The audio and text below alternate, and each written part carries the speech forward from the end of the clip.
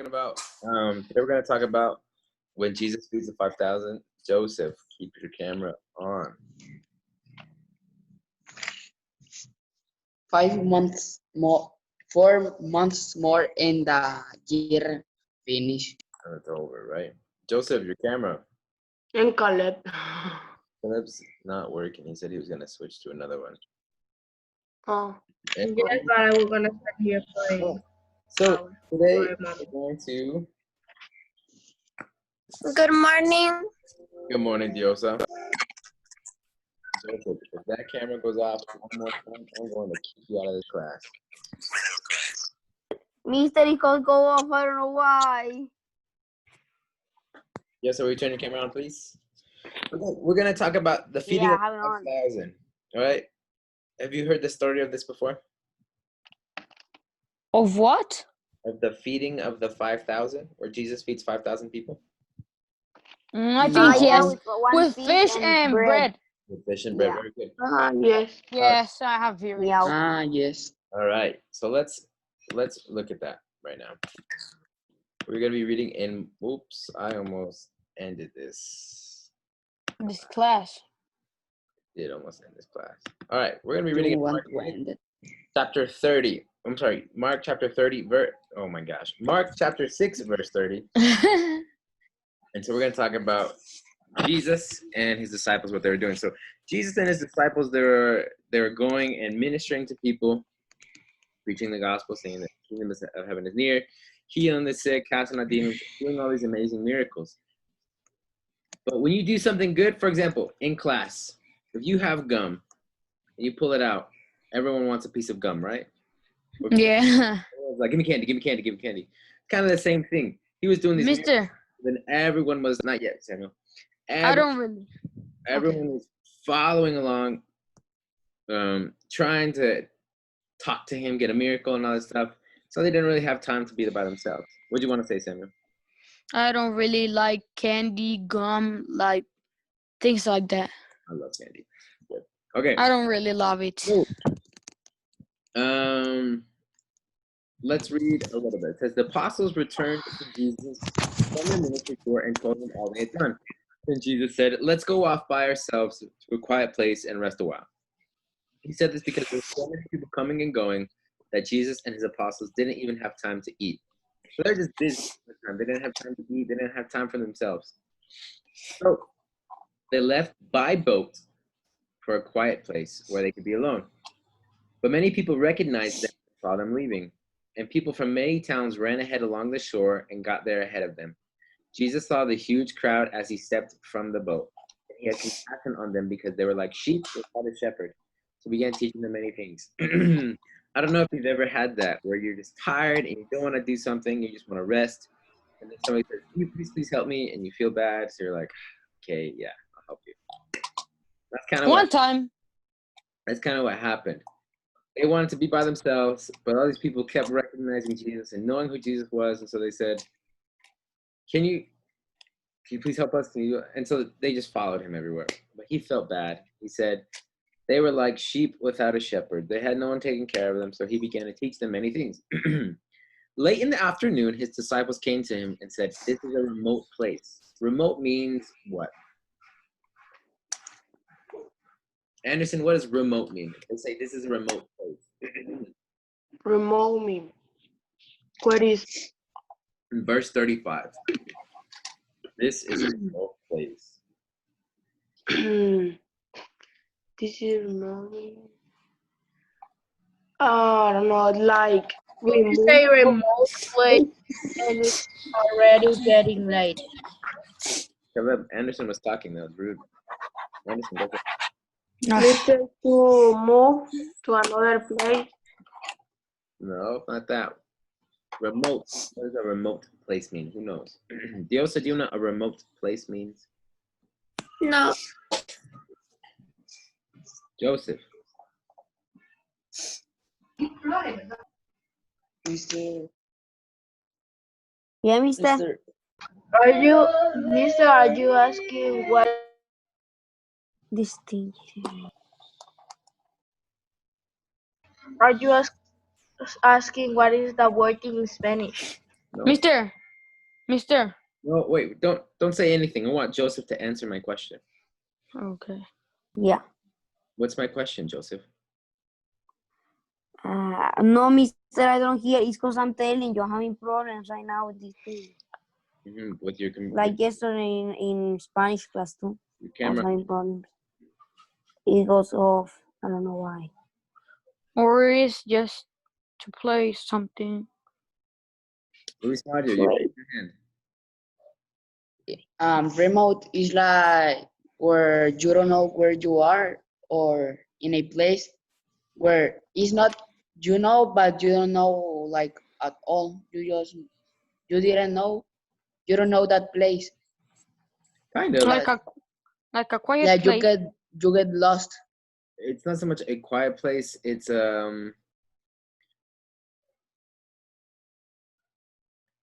alone. A random place. Alone. A random place, alone. There's not many people around there. Very good. Like by yourself. For example, if I go to, I don't know, on top of the mountain in the middle of nowhere. Texas. It's in the middle of nowhere. There's not really anything around. And so that's why he said, the disciples say, send the crowds away so they can go to the nearby farms and villages and buy something to eat. So they're in the middle of nowhere, basically. But Jesus said, you feed them. Imagine that. They're in the middle of nowhere. They don't have food, but Jesus says, feed them. They say, with what? We'd have to work for months to earn enough money to buy food for all these people. How much bread do you have? He asked. Go and find it. They came back and reported, we have 5 loaves of bread and 2 fish, which is nothing. 5 loaves of bread like this big and 2 fish, which probably about that big. That'd maybe feed 2 people where they'd be full. All right. Then Jesus told the disciples to have the people sit down in groups on the green grass. So they sat down in groups of 50 or 100. So normally in these times, there's 5,000 people. Watch, we'll get to the end of that. All right. Jesus took the 5 loaves and 2 fish, looked up toward heaven and blessed them. Then breaking the loaves into pieces, he kept giving the bread to the disciples so they could distribute it to the people. He also divided the fish for everyone to share. They all ate as much as they wanted. And afterward, the disciples picked up 12 baskets of leftover bread and fish. A total of 5,000 men and their families were fed. So 5,000 men. At this time, they didn't just count females and all that stuff. It was just men. Just men. There were more than 5,000 people that ate there. So with 5 loaves of bread and 2 fish, Jesus fed more than 5,000 people. That's crazy. But not only did he feed them, afterwards the disciple picked up 12 baskets of leftover bread and fish. That's insane. That's a crazy amount of food. So how is this possible? Why do you think Jesus would tell the disciples to feed them? Think about it. It's another of that questions. Okay. How was possible? Yeah, how could that be possible? Not how could it be possible? We know it's a miracle. Jesus did it. But why did Jesus tell them, you feed them? I don't know, For really know. believing in God. Thank you of God. Because he Okay. was saying to God that give them enough for everyone. Give enough. Interesting. Because they believe. Because they believe. Very good. Anderson, what do you think? Like, I know that, but in Spanish, I don't know. You feed them. I don't know, mister. I know the word in Spanish. The word in Spanish? Okay. Let's go back to the beginning. So the apostles, the disciples, returned from their ministry tour and told Jesus what they had done. And then Jesus says, let's go off by ourselves to a quiet place and rest a while. Why did he want them to go by themselves to rest?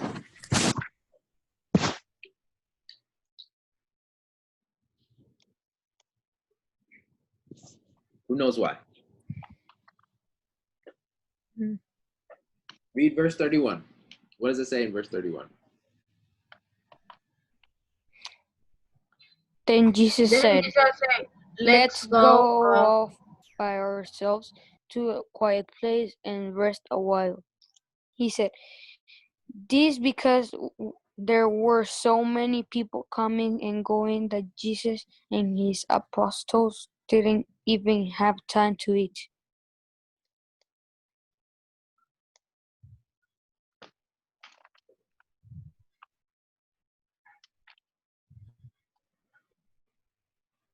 So why? Because there was a lot of people coming where Jesus was, and the apostles didn't have food. Yeah, they didn't have time to eat. Have you ever been so busy that you haven't even had time to eat? Yes. You have to like One time, just eat it real fast and then go.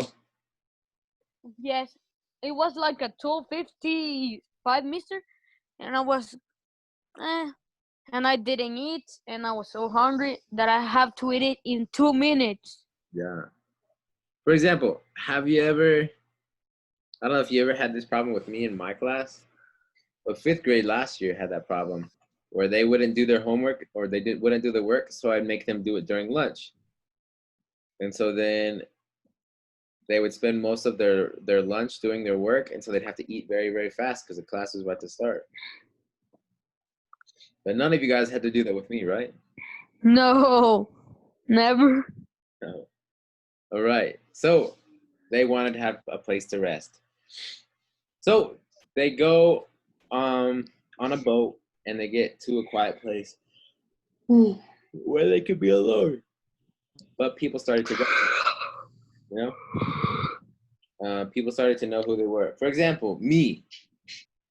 Can you name another American here in Honduras? Miss Hernandez. In She was here. She was. in Europe right now. Can you name another American here in Europe? No, I don't have another name. No. Just only you. That's only me. There's another guy named Patrick, actually. There's two of us here in Yodo. So everyone knows who's the white teacher at Victory. Now imagine, it's a small town, okay, but imagine a whole country knowing who you are because of what you've been doing. For example, everyone's like, oh, Luis Mario, huh? I know who you are. You're the guy that makes all the pranks, right? Oh, Luis Mario, I know who you are. Or like Samuel, I know who you are. I'm Yes. Terminator.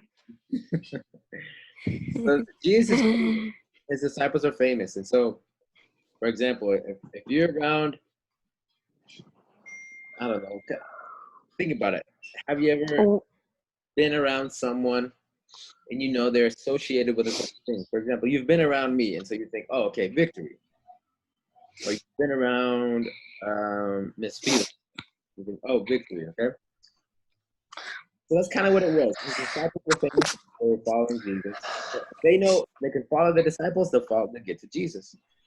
And so they didn't really have a chance to be alone. They just didn't have time to be alone. So if the only way to do that is to go on boat. And so that's what they did, on a boat. But as soon as they got to where they were supposed to be, quiet and alone on a mountain, started getting recognized. And then people started coming, and people started coming, and started getting famous. And so he stepped from the boat. Jesus got off the boat, and he had compassion. He felt bad for them. And why did he feel bad for them?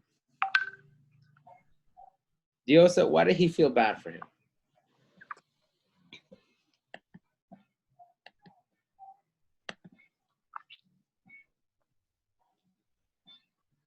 Diosa?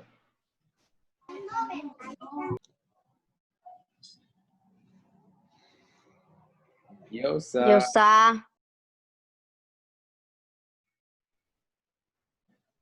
Wait, mister, I was gonna get out of the computer. Because they were like a sheep without a shepherd. Very good, Samuel. Good, they're two Calebs. They're a sheep without a shepherd. Have you ever seen a sheep without a shepherd? Yes. For example, Luis Mario, I have a question for you. You saw a baby, like a baby, walking down the street with nobody near it. What would you do? What I will do? Yeah. Get the baby and try to find his parents. You would protect it, right? Yes. That's kind of what Jesus felt. He Or felt- if I don't have time, I will go to the police for they. Take the baby to the police.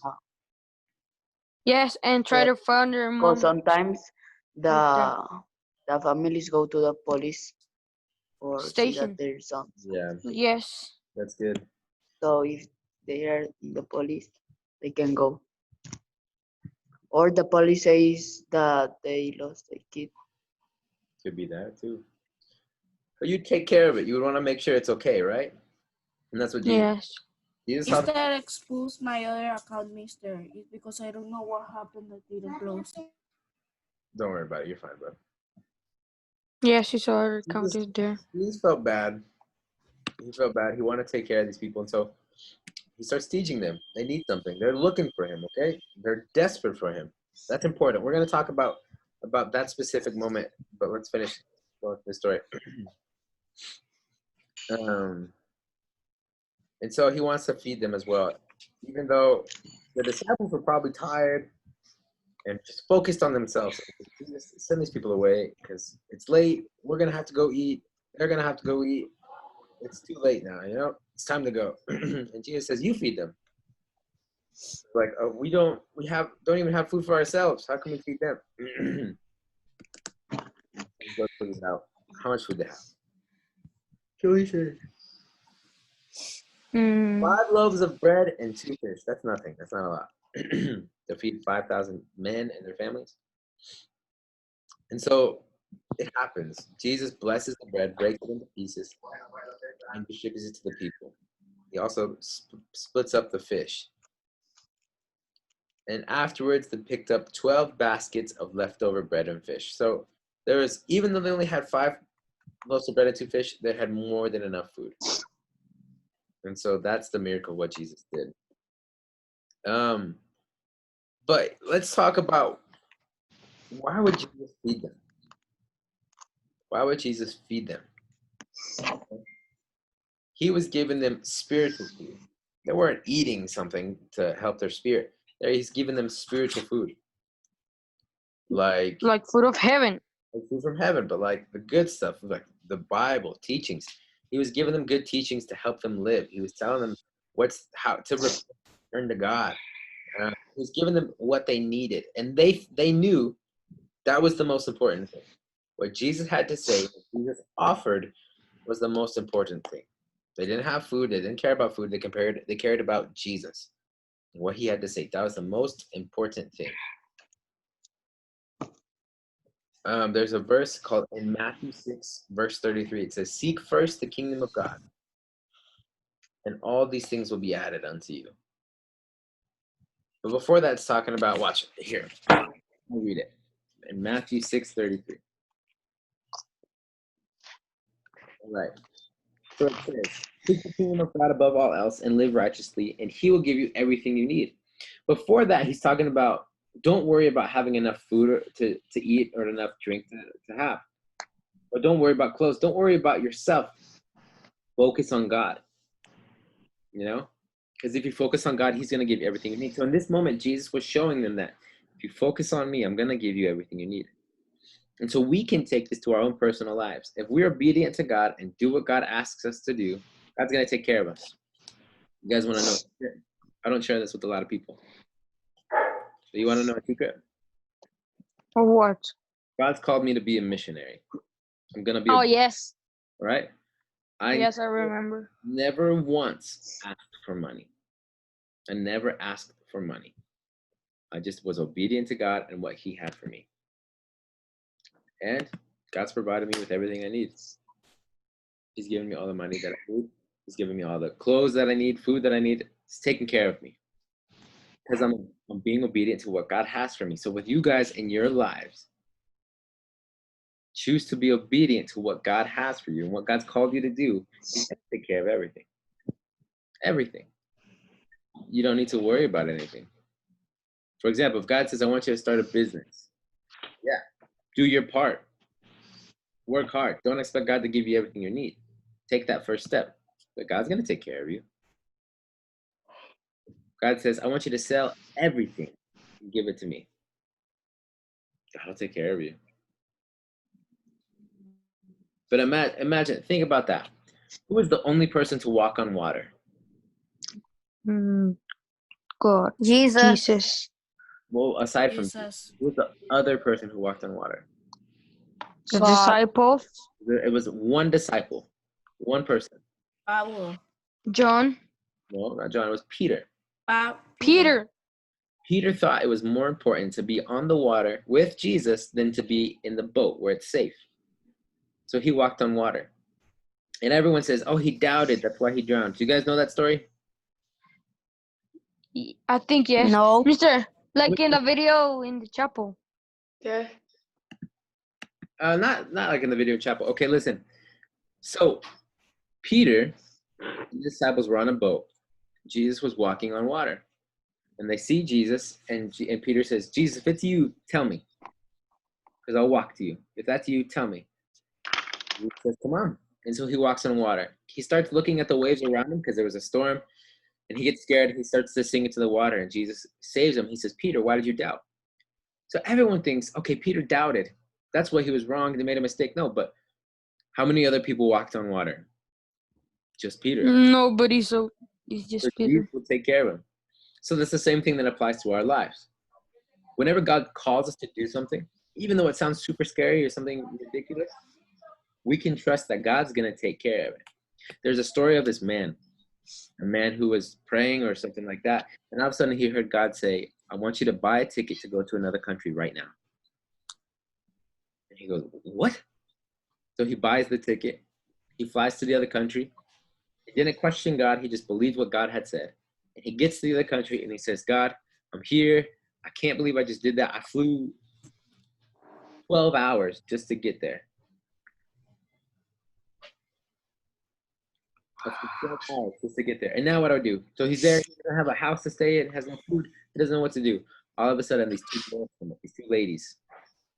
And they say, you know what? We've been sent by God. We've been sent by God to take care of you. Imagine that. He took a step of faith. What's that, mister? A step of faith? Yes. You choose to trust God. Oh, okay. You choose to trust God. And so when we choose to trust God and focus on Him, the most important thing is Him and what He has to teach us. Everything else is going to be taken care of. Okay? And that's the story of they focused on Him. He was more important than anything else, and Jesus took care of everything else. So Mister, today we will gonna do a question.